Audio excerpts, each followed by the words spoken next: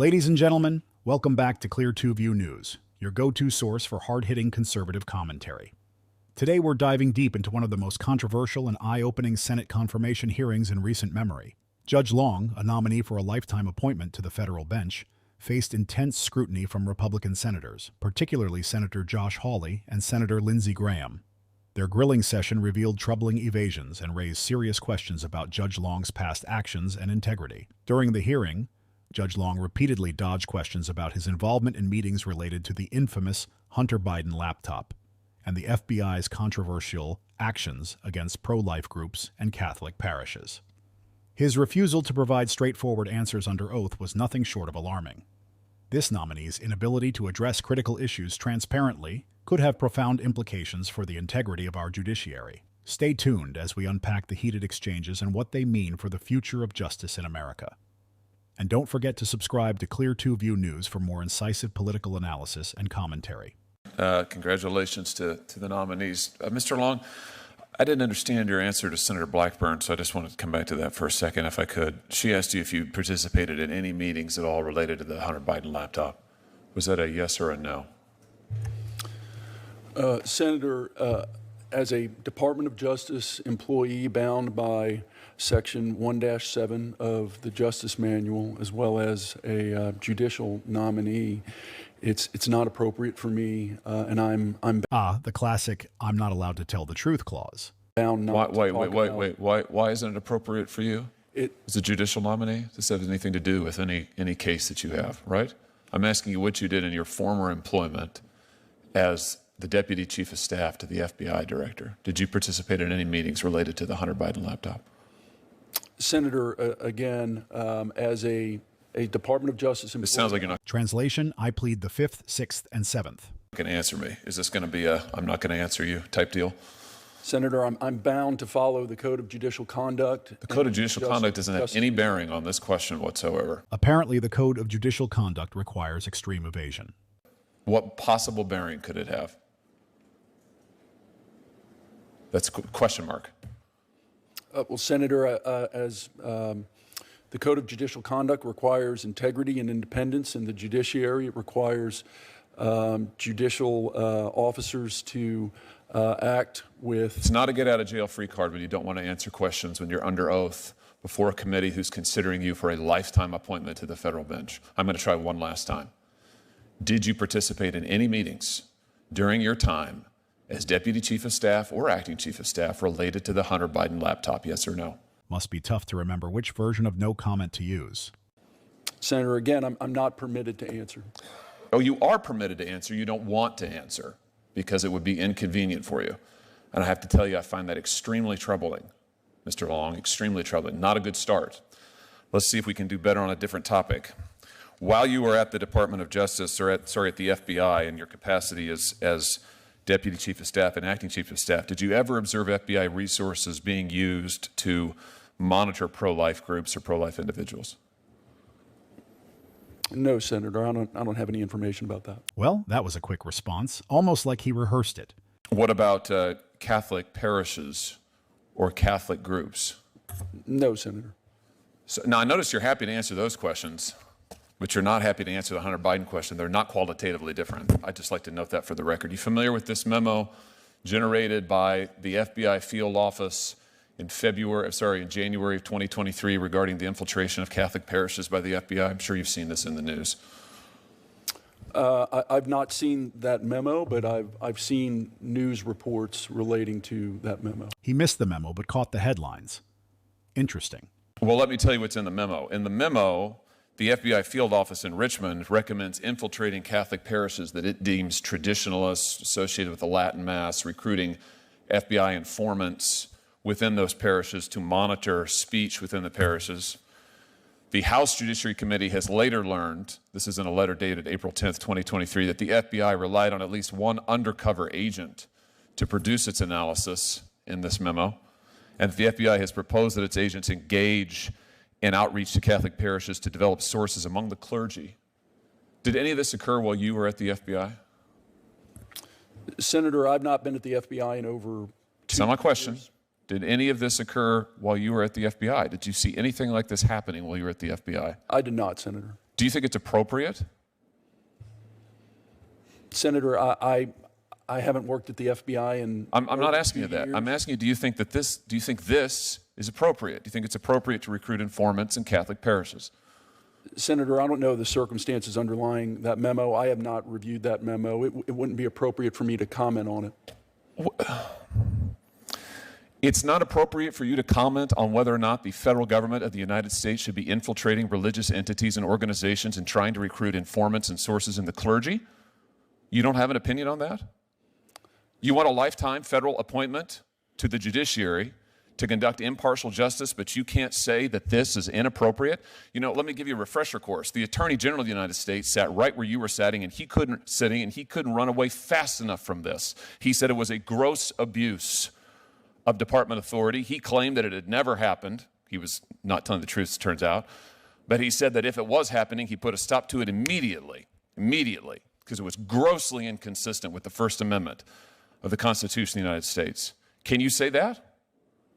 Senator, that wasn't that memo and the conduct that it relates to wasn't anything that I would have discussed. Maybe he thinks no comment is a magic spell. I'm not asking you that. I'm asking you whether or not you can say as a jurist, as a lawyer, as a member of the bar, as an American, whether this is appropriate to be recruiting informants in Catholic churches, to be using federal government resources to go after clergy in Catholic churches, to be designating and treating members of Catholic parishes as terrorists. Is that appropriate or not? Senator, again, based upon my experience at the FBI, this was not something that we ever discussed. Impartial justice, where silence is golden and answers are optional.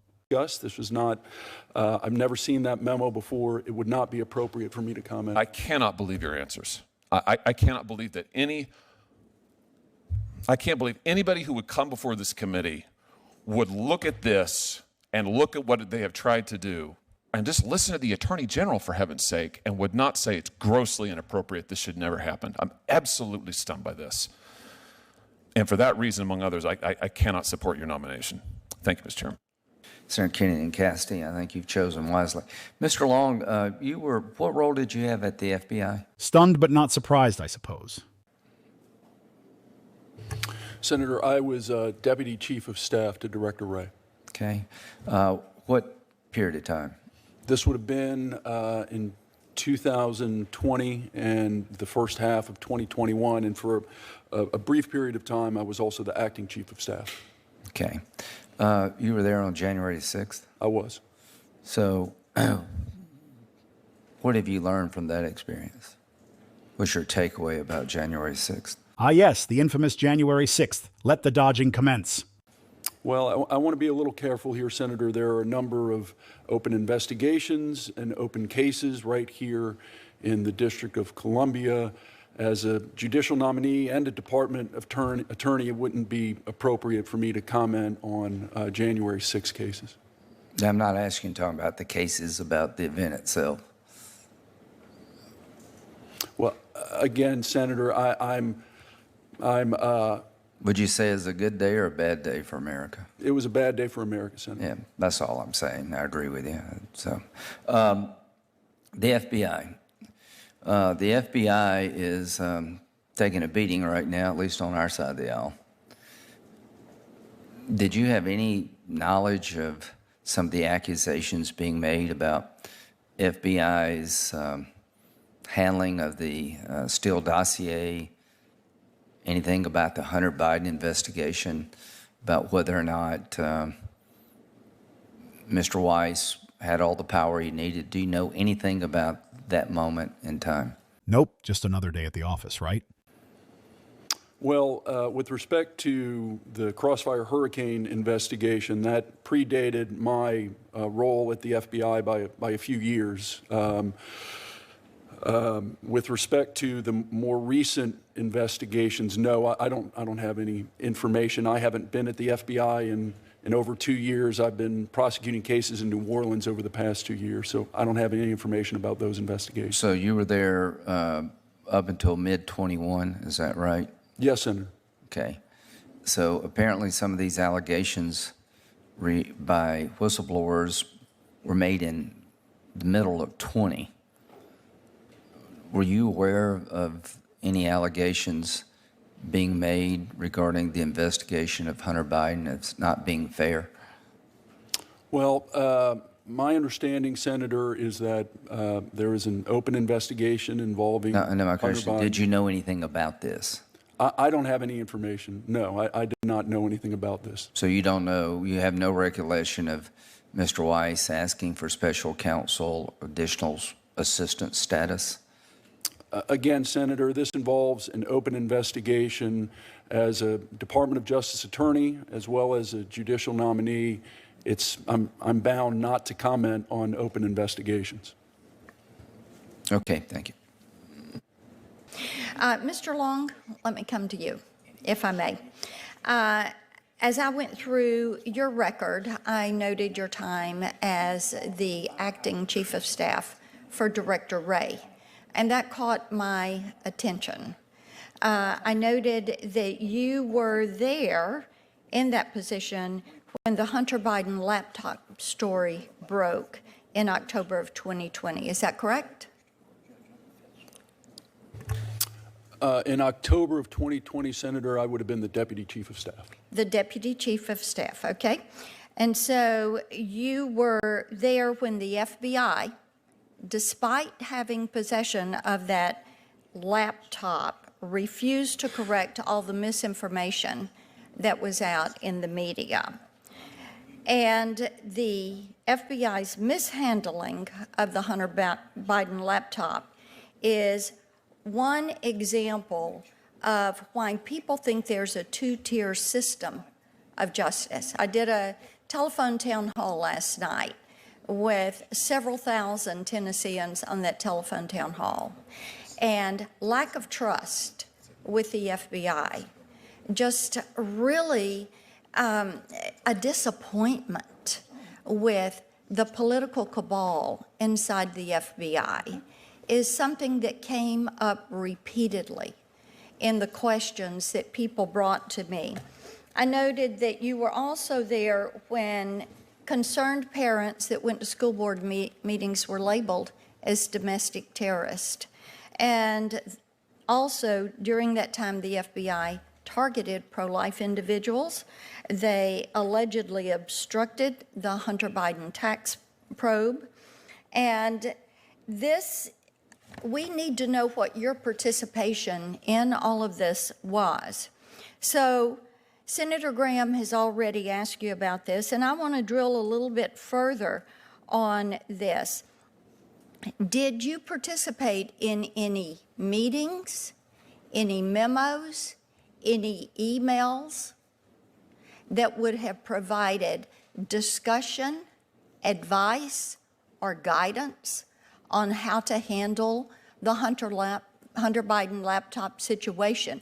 Did you participate in any meetings, any writings, any memos, any advice, any guidance on labeling parents as domestic terrorists? At this point, I can't recall should be his middle name. Did you participate in any meetings on how to handle parents at school board meetings? What was your knowledge of in your participation in those decisions and those actions that the FBI carried out during that time that you were there, the deputy chief of staff, the acting chief of staff? Well, Senator, let me maybe explain my role a little bit as the deputy chief of staff at the FBI. I think we know. I don't want you to, my time's going to run out. I want you to answer the question. We know what the role is. We know what the job description is. Well, Senator, specifically with respect to the Hunter Biden matter, I am a Department of Justice employee. Mm-hmm. I'm a judicial nominee. That is a pending matter. And it would we fully realize that. I'm asking, as did Senator Graham, and I know you didn't want to answer his question either. So why don't you submit for me in writing and include any emails, any memos, anything that you participated in? I would like to know, two tiers of justice. is one of the main concerns of Tennesseans. They want fairness. They want equal treatment. And, sir, I have a problem with the fact that you were there in a leadership role during a time when actions were taken by a few people within the FBI that has caused enormous distrust. So I'm asking you to submit to me in writing so that we know what your participation was in this. It's something that has upset this country terribly. Thank you, Mr. Chairman. In conclusion, Judge Long's nomination raises significant concerns about transparency and accountability within our judicial system. The evasive responses and lack of forthrightness during his confirmation hearing only deepen the distrust many Americans feel towards the FBI and our broader justice system. This is a critical moment for our nation, and we must remain vigilant. Thank you for tuning in, and remember to subscribe to Clear 2 View News for more updates and in-depth conservative analysis.